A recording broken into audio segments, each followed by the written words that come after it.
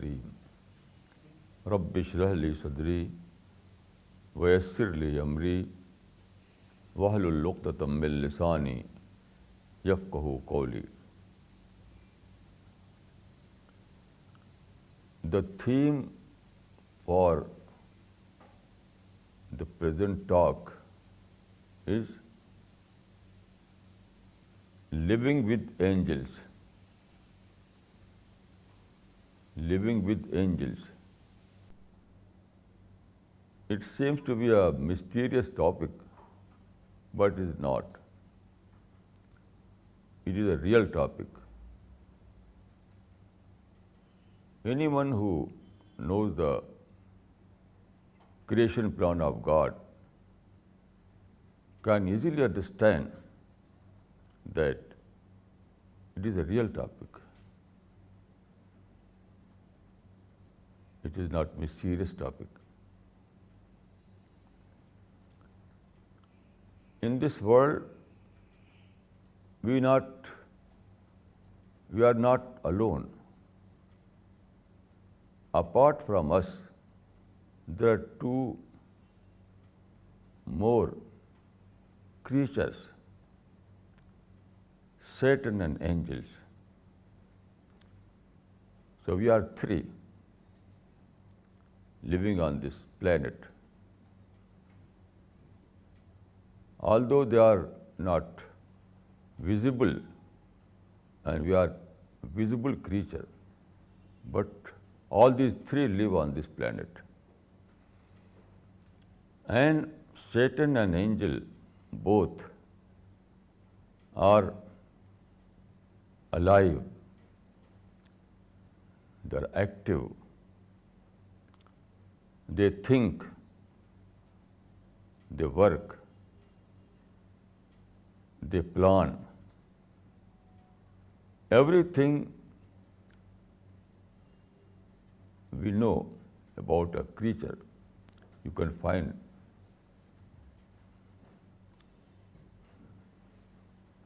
there,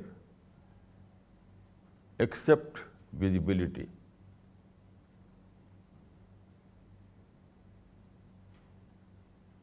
So we are living with two possible companionship. Either we will live in the companionship of Satan, or in the companionship of angels. So every time we are between two choices. Every time we are between two choices. And that moment of choice is very crucial.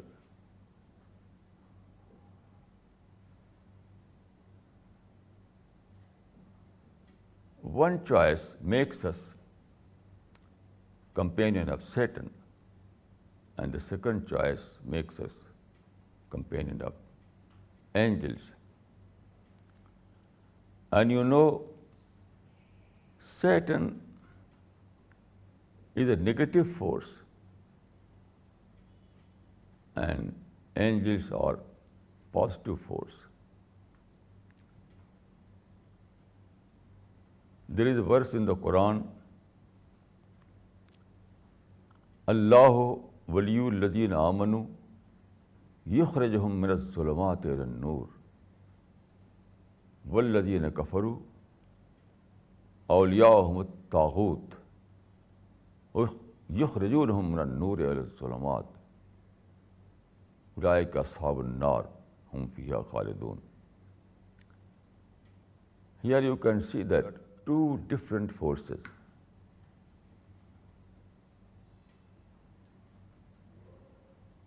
One is Taghut. Taghut means Satan. Satan leads you from light to darkness. يخرجهم من النور إلى الظلمات. Satan is your enemy Satan is a negative force. So Satan always tries to lead you from light to darkness. Satan always tries to lead you from light to darkness. Then the other force is angels. Angels work directly under the command of God. So angels try to lead you from darkness to light. Now I would like to give an example. First of all, you have to understand that we have two different faculties. Every man and woman have two faculties. One is desire and the second is reason. Desire and reason.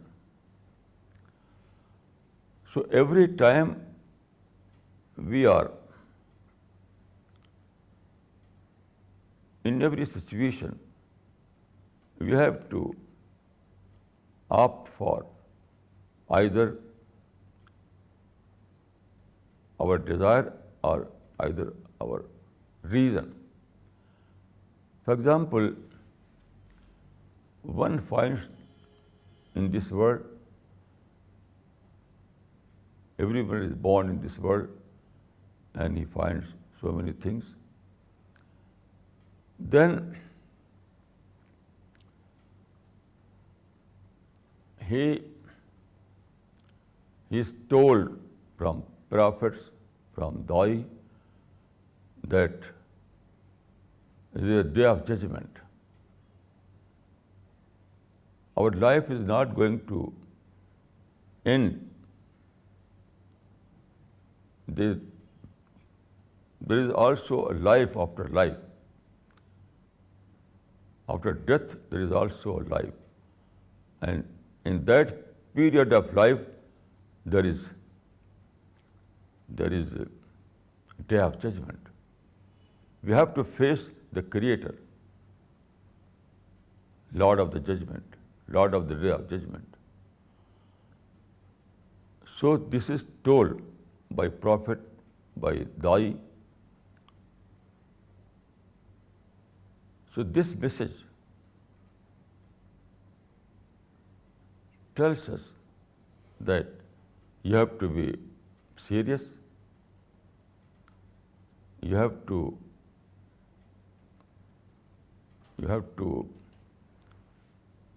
manage your life according to this concept. You have to save yourself from being deviated from the right path of God. So you have to prepare yourself for the success of the light hereafter. But your desire, there are temptation, there are desires. You feel that is a matter of distant future. Why I bother? I have to adopt another formula. Eat, drink and be merry. Formula of entertainment, formula of hoo-ha culture, formula of happiness. So there are two formulas. One, eat, drink and be merry. The second formula is you have to be cautious. You have to manage your life. You have to manage your desires according to the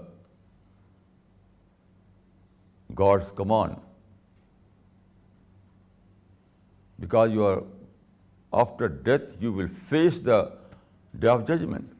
So you have to prepare for that moment. So there are two formulas. Your desire tells you one thing, or your reason tells you another thing. Your desire says, why you bother all these things? Eat, drink, and be merry. That's all. But if you apply your reason,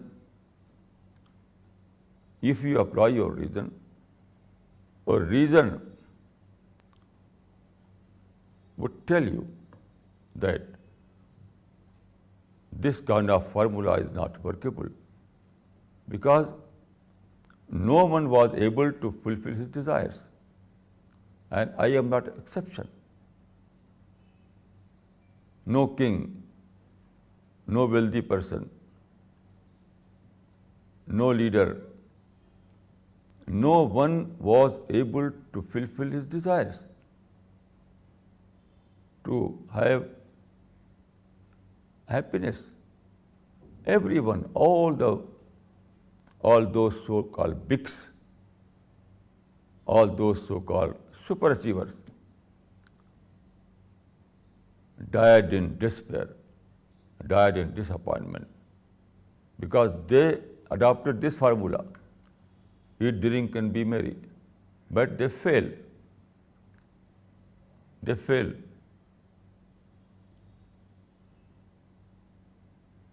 So your reason tell you that this formula is not good, because it is not achievable. So all those desires you feel in your mind, in your heart, have to be fulfilled, but not in this world, but in the hereafter. In the hereafter. Then there is another question. Everywhere in this world there is injustice, there are crimes, there are anarchy, there are people who create problems.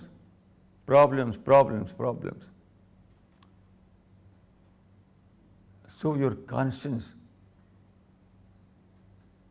asks you whether there is any court in which they can be produced and they can be punished for their crimes. In this world it is not possible. No worldly court have the power to punish all these criminals or those prime problem makers. So here your reason would tell you that you have to adopt this formula, because in the concept of hereafter, in the concept of day of judgment, you can find the answers of these questions.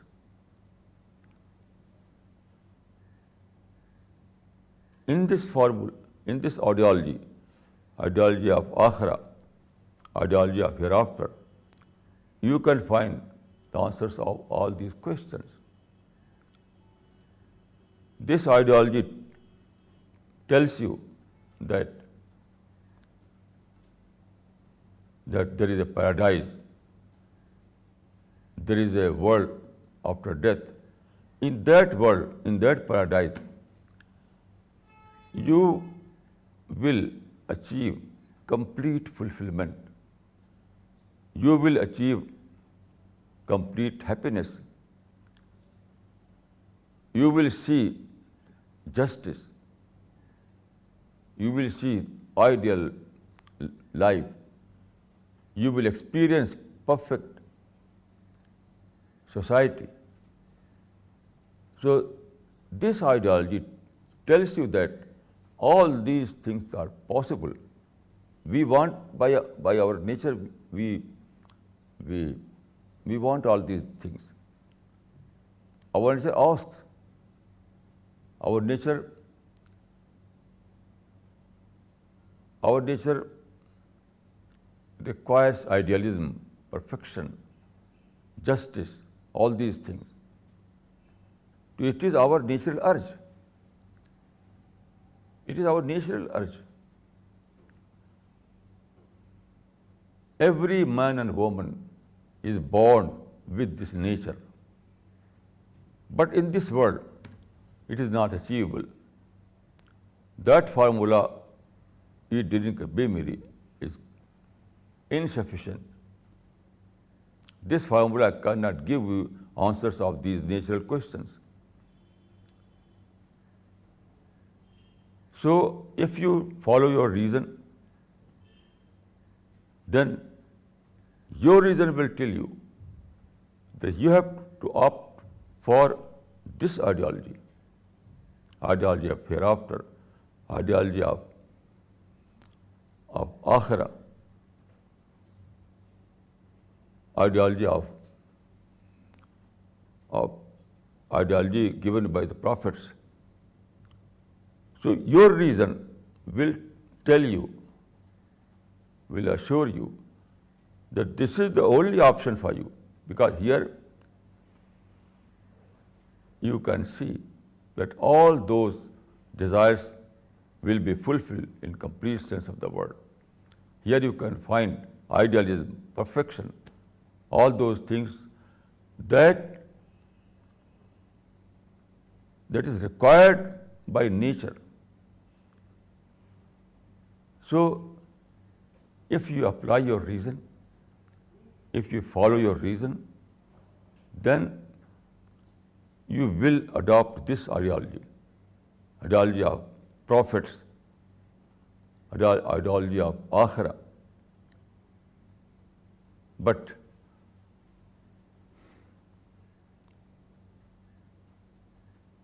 so if you adopt this ideology, instantly you feel that you are living in the companionship of angels. But if you opt for that ideology, then you feel that you are living in the companionship of Satan. You have to know that according to the Quran, both forces are alive. Every time they are waiting for your choice. Choice is yours. It is not. It will not come from Satan or from angels, because man was born freedom. Man was born freedom.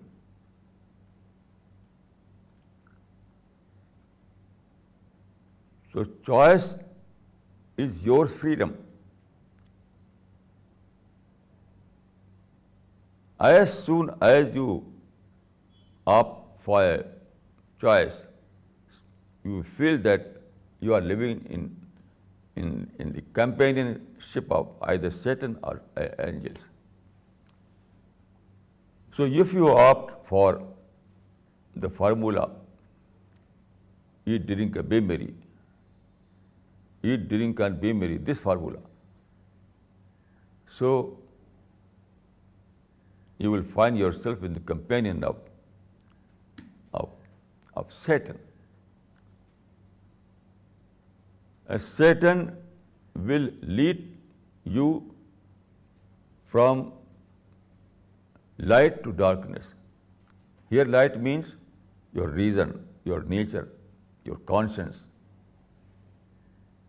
the divine guidance. This is light. But when you opted for that formula, then instantly you will find that Satan are coming to you. You will find yourself in the companionship of Satan. And Satan will lead you from light to darkness. The end is hell. The end of this choice, is hell. Satan is doomed to go to hell. So he wants not to go to hell alone. He wanted to take a substantial number from man. Satan, it is Satan's design. This is you can find in the Quran.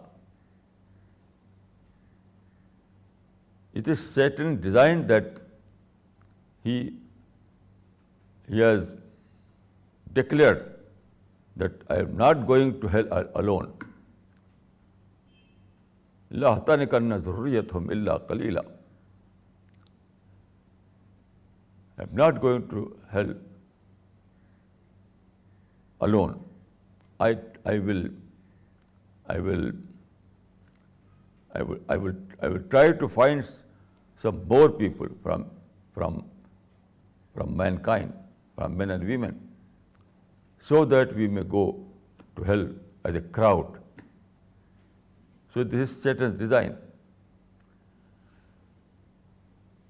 So in nutshell, I will say that every man who follows his desires will go to hell.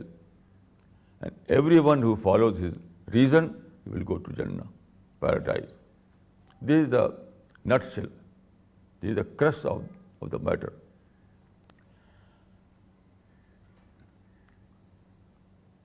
Then I would like to give some more references. One is Bismillahir-Rahmanir-Rahim. Bismillahir-Rahmanir-Rahim represents that kind of culture which you may call paradise culture or angelic culture. Bismillahir-Rahmanir-Rahim is a Quranic verse. The Prophet of Islam has said, Kullu amrin zi balin lam yubda bi Bismillahir-Rahmanir-Rahim fahuwa aqta. Any task, this is Hadith Rasul, saying of the Prophet, any task undertaken without Bismillah, any task undertaken without Bismillah is rootless. Rootless. Aqta means rootless. Any task undertaken without Bismillah is rootless. Rootless means that person will lose the companionship of angels. He will find the companionship of Satan. It is the situation of rootless. Now, if you take a copy of the Quran and start reading, you will find that the very first verse of the Quran is Bismillahir-Rahmanir-Rahim. This is the very first verse of the Quran. Then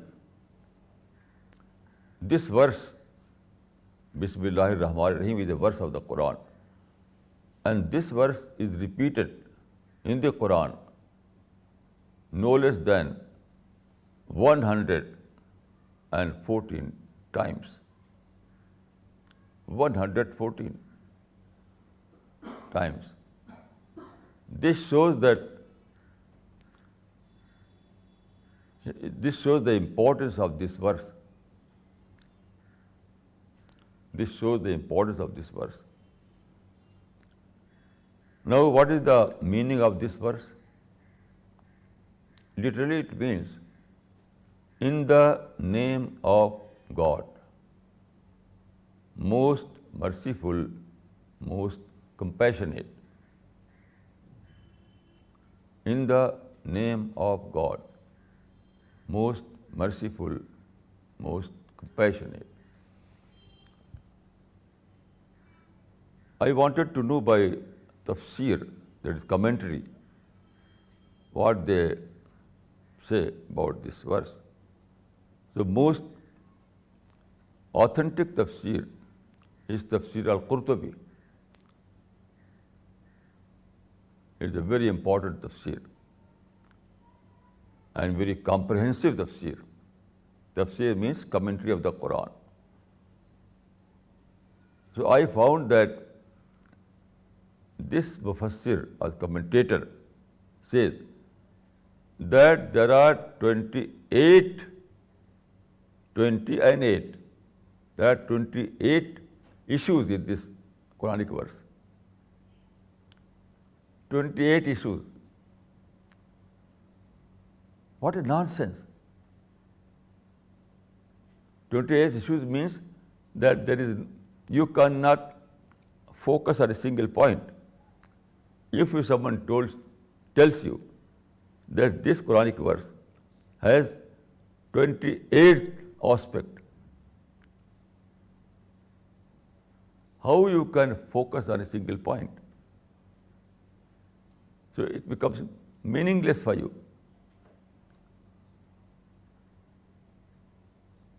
For example, the commentator says that there are discussions among commentators that whether Bismillah ar-Rahman ar-Rahim is a part of Quranic chapter or separate from Quranic chapter. It is a discussion. You know, this Quranic verse is written at the beginning of every chapter. So they are engaged in this discussion that Bismillah ar-Rahman ar-Rahim is part of these chapters or it is separate from the chapters. Then there is a discussion that what is the meaning of Ar-Rahman ar-Rahim. Ar-Rahman ar-Rahim. There are so many explanations. Some commentators say that Ar-Rahman is a Hebrew word, Ar-Rahim is an Arabic word. Ar-Rahman, Bismillah ar-Rahman ar-Rahim, there are two words. Both are very similar. So they say that Ar-Rahman is derived from Hebrew language, Ar-Rahim is from Arabic language. Again, I will say it is nonsense. It is nonsense. There are so many discussions like this.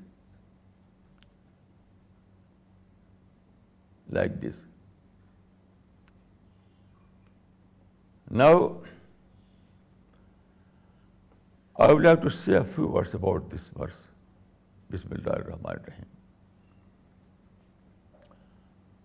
It means, in the name of God, most merciful, most compassionate. No, in the name of God, Bismillah.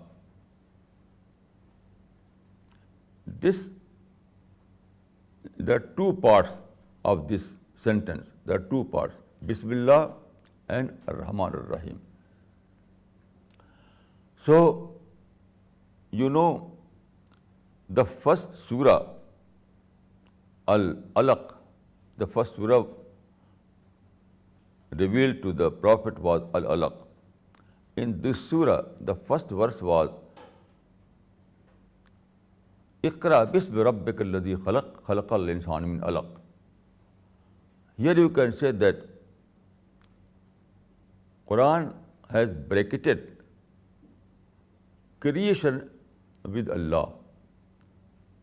So Allah means Allah the Creator.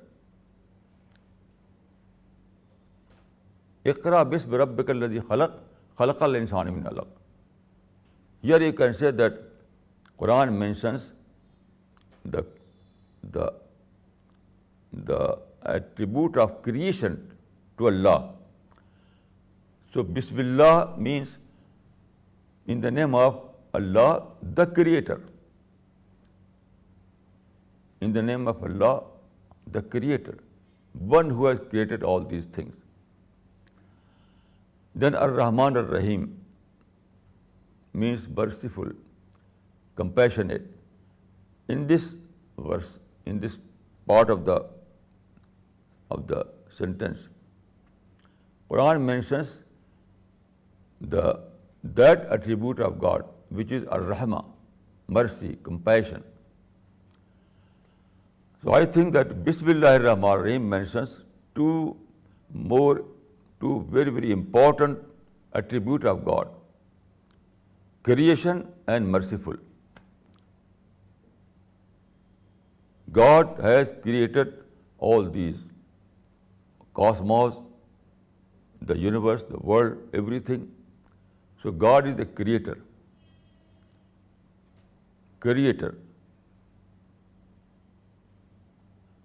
And again, God is merciful, compassionate. So these are, in this verse, Quran mentions two important attributes of God. Now, when you think about God the Creator, you will feel that God is great. God is great because all mankind cannot create a particle, a leaf. We have no power to create anything. Creation means to create something from nothing. Creation means to create something from nothing. So who has the power to create something from nothing? We have no power. So when you think about this attribute of God, you will feel that God is great, God is great, God is great. So you are thrilled with this concept. And then when you think about Ar-Rahman Ar-Rahim, you will experience that attribute of God which is based on merciful. God is merciful. So everything is an expression of mercy, expression of blessing. God created us. God created all these, the life support system. God created sun and moon and air and mountain and ocean. So all these things are an expression of mercy, expression of blessing. So in one aspect, God is great, God is all powerful. In the other aspect, God is merciful, God is compassionate, God is giver and you are taker. So these two aspects are very important. So this gives you a great thrill.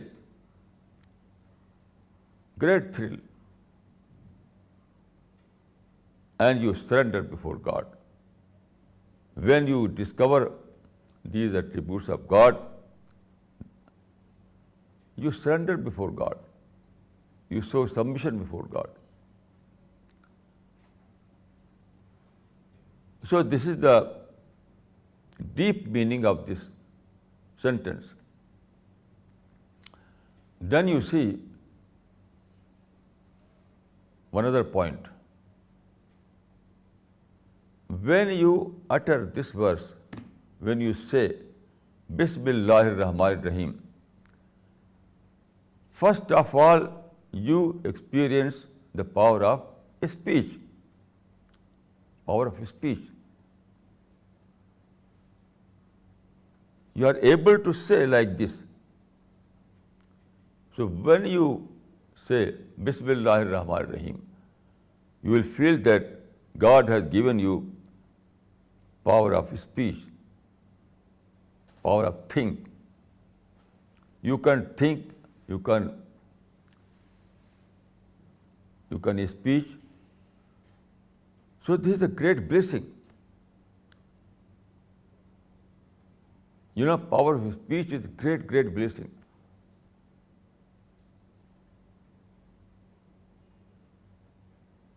You see on the page and you find that Bismillahir is written on that page.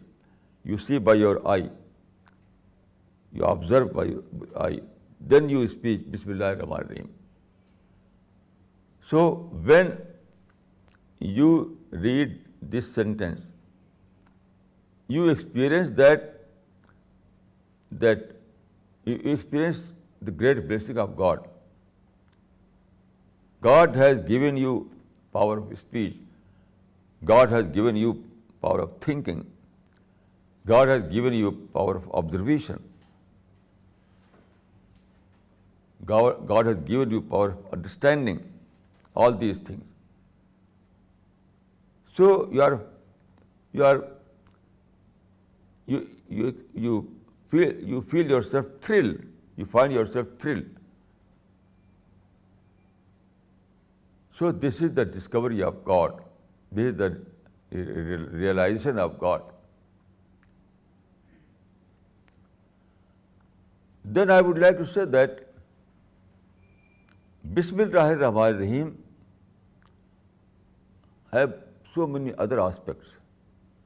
When you say in the name of God, the Creator, you feel that I'm helpless, and God is I am taker, and God is giver. All those blessings you receive from God. All those things you have in this world, all were supplied by God. Sun and moon and oxygen and air and water and everything. All those life support systems were provided, were supplied by God. So this gives you a sense of modesty. Modesty. When you think that God is giver and I am taker, all the blessings come from God. I am helpless and God is powerful. So this feeling gives you a sense of modesty. Modesty. And modesty is the greatest virtue for a human being. Without modesty, you cannot build a healthy society. Healthy society means the combination of those persons who live in modesty. Without modesty, there is no healthy society. Otherwise, the society will be anarchic. Everywhere you will see anarchy. Here I will give you an example from the Islamic history. The virtue, the value of modesty. What is the value of modesty? To build a healthy society. So, what happened? When Prophet of Islam died in 632, at that time he was in Medina. So after his death, there was a question. Who is going to be successor of the Prophet? At that time, Medina was a society. It was a center of of state. So all minds were in this, wanted to know who is the successor of the Prophet, which we call Amirul Mu'mineen or Khalifa. So who is going to be successor of the Prophet of Islam? So at that time in Medina, there were two different groups, Muhajir and Ansar. Muhajir means immigrants, immigrant Muslims, and Ansar means local Muslims. So these were two groups, immigrant Muslims and local Muslims, Muhajir and Ansar. So what happened? Some people said, some people from Ansar, they said that minna amirun wa minkum amir. You know, at that time there were two very distinguished leaders in both the group. In Muhajir group, it was Sayyidina Abu Bakr, and in Ansar group, it was Sa'd ibn Ubadah. These two were very, very able person, and both were leaders of their group, Abu Bakr Siddiq and Sa'd ibn Ubadah. So Ansar said, some people from Ansar said that minna amirun wa minkum amir. We have to appoint two leaders, two amir or two khalifa. Minna amirun wa minkum amir. Amir means head of the society, head of the system. One Amir from us, one Amir from you. One Amir from Muhajir and one Amir from Ansar.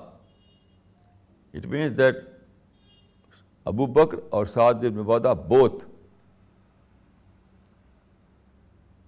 So at that time,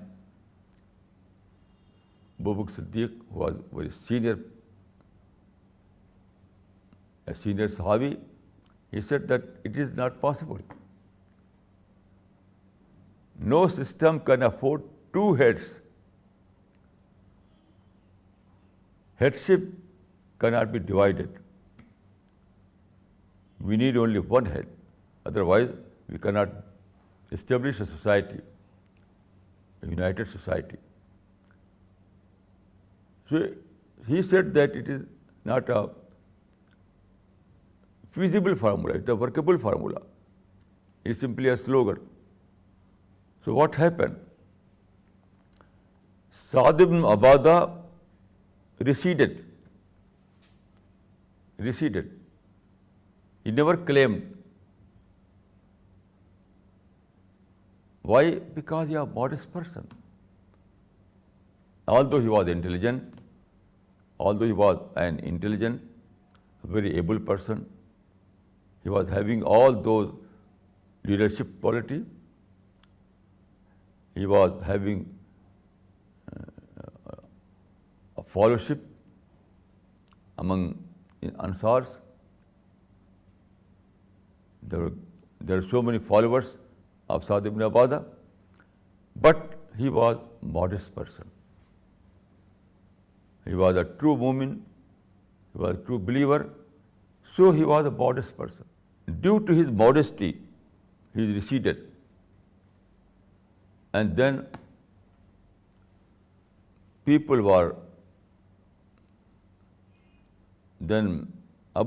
Bakr Siddiq was selected easily for the office of Khalifa.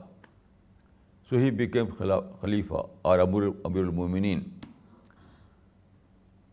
This was the result of modesty.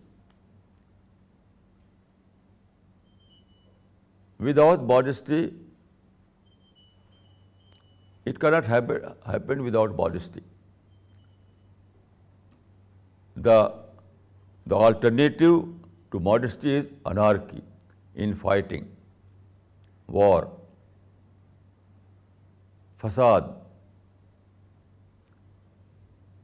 But modesty saved Muslims from being victim of these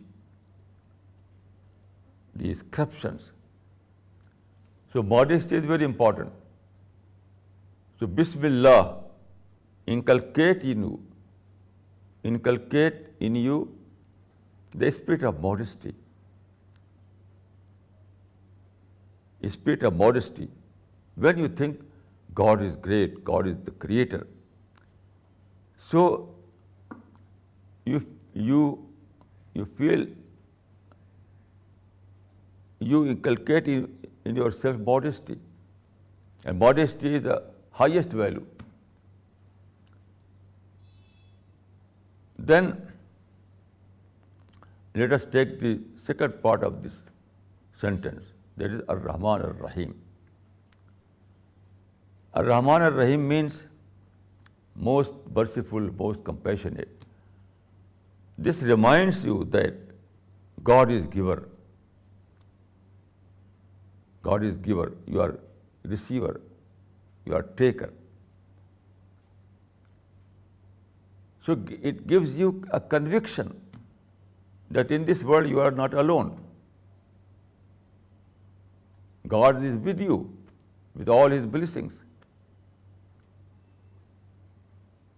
In this world of problem, you are not alone.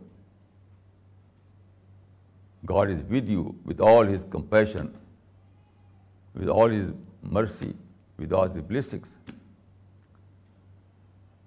So this gives you a conviction.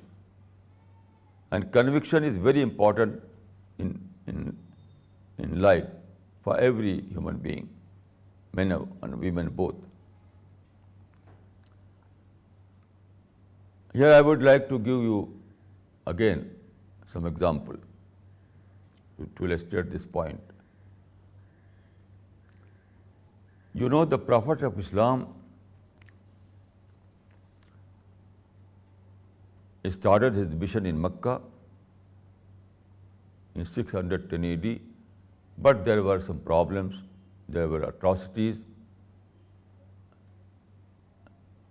Few people accepted his message, but the majority became hostile. But the majority turned hostile.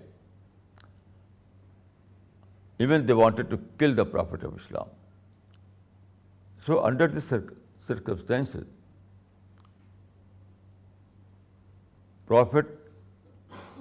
there were two options before prophets, either to go to fighting or to migrate Mecca. So he opted for this option. He migrated from Mecca and settled in Medina. So it was a very, very crucial journey. Very, very crucial journey. There were 3 miles distance between Mecca and Medina. So when he was traveling, he came to know that they are pursuing, enemy is pursuing him. They want to kill him in the way to Mecca before reaching to Medina. They wanted to kill him before reaching to Medina. So Prophet stayed in a cave. There was a mountain, Saur, Jabal-e-Saur, mountain of Saur, S-A-U-R. So he took refuge in a cave in this mountain. But those enemies reached to that place also. So his companion, at that time, he was accompanying only one person, Abu Bakr Siddiq. So there were two only. So Abu Bakr Siddiq saw, Abu Bakr Siddiq noticed that they have reached here. They are standing at the mouth of the cave. He said, "O Prophet, they reached here also. You see, they are at the mouth of this cave, standing over there." The Prophet said, "La tahzan inna Allah mana." It is mentioned in the Quran. La tahzan inna Allah mana. Don't fear. God is with us. God is with us.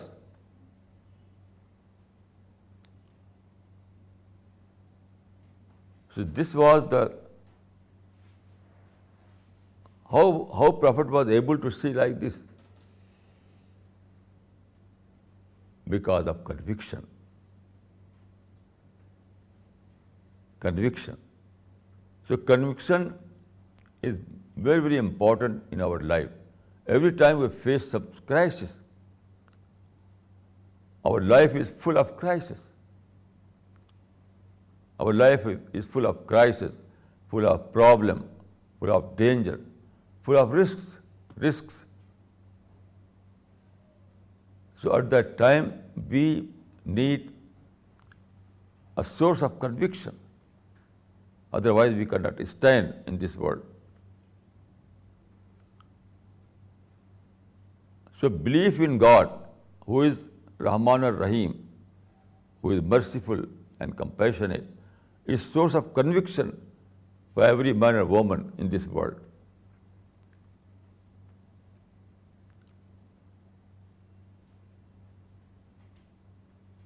Here I would like to add a very relevant story. Sometime a ship sailed from American coast to Africa. You know, between Africa and America there is Atlantic Ocean. So this ship was sailing in Atlantic to reach to Africa. So during this journey, there was a storm. The ship was caught with the storm. There was jolt. It was a very dangerous situation. So one passenger narrates a story that during this jolt and this storm, everyone was in fear. Everyone was living in anxiety. So this passenger says that he was running in the ship. I noticed that in a corner of that ship, there is a little girl sitting in the corner and playing with dolls. This little girl was, at that moment of crisis, that little girl was playing with her dolls.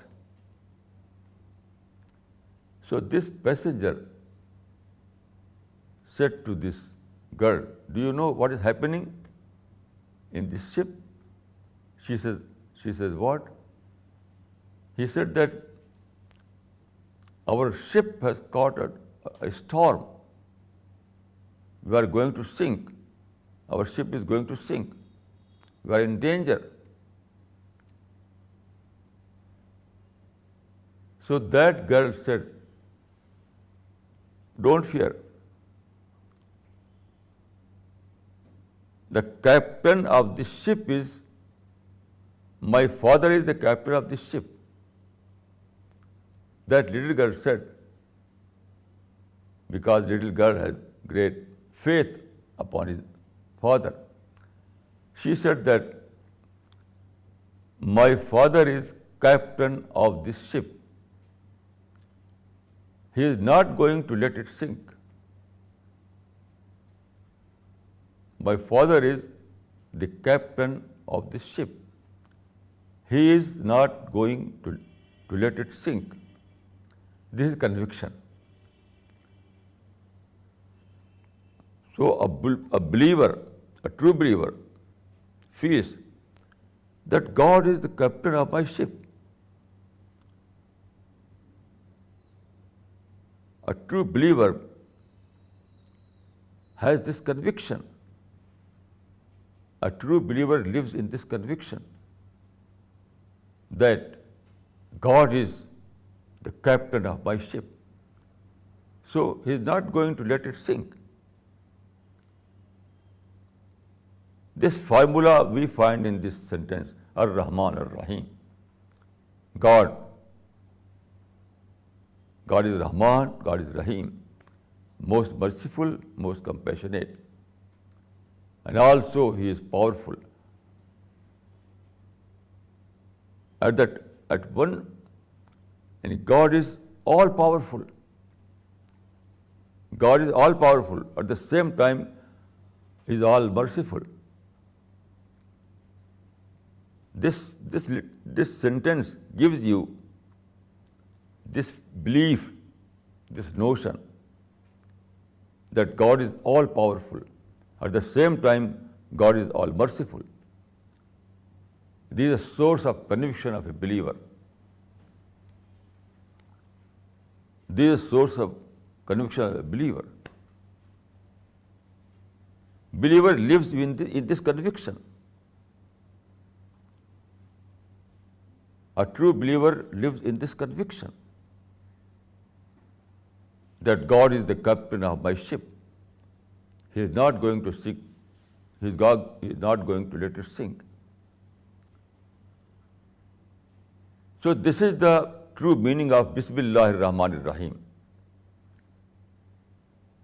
And when you, as I earlier said, that Prophet of Islam has said that Kullu amrin zi barin lam yubda bi Bismillahir Rahmanir Rahim fa aqta. Every task undertaken without Bismillah is rootless. So when you start your morning, when you start your work, you inculcate this feeling, you inculcate this conviction that I am living in a world of God Almighty. I am living in the world of God all merciful. So it is enough for me. So when you say Bismillahir Rahmanir Rahim, you instill this spirit in your personality. So it is very important. When you take your food and you say, when you take your food and you say Bismillahir Rahmanir Rahim, you acknowledge that, you acknowledge your God. When you take your lunch or dinner and you say at the beginning that Bismillahir Rahmanir Rahim, it is acknowledgement. And when you acknowledge God, you receive His blessing. You receive convictions.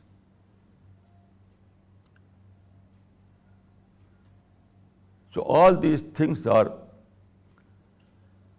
so Bismillahir Rahmanir Rahim is a very, very important sentence, and it represents a culture, a divine culture.